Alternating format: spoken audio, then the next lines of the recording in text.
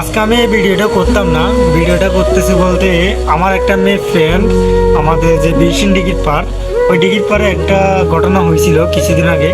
তো ঘটনাটা হলো যে একটা মেয়ে একটা ছেলেকে ভালোবাসে, সত্যিকারই ভালোবাসে, কিন্তু মেয়ে সত্যিকারই ভালোবাসে, ছেলেটা কিন্তু সত্যিকারই ভালোবাসে না।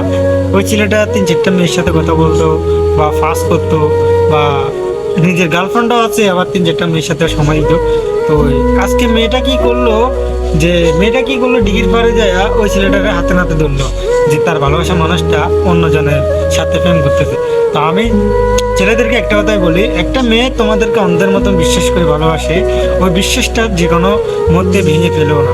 যে মেয়েটার বিশ্বাসটা ভেঙে ফেললে আল্লাহর কাছে কখনো জবাবটা দিতে পারবে না। সত্যিকারই ভালোবাসা, সত্যিকারই ভালোবাসি বিয়ে করে নিজের করে নাও, ঠিক আছে? আর একটা কথা হলো, ছেলেদেরকে একটা কথাই বলি, প্রতিষ্ঠিত হও, প্রতিষ্ঠিত হও, দেখবে মেয়ে অটো আসবে তোমার লাইফে।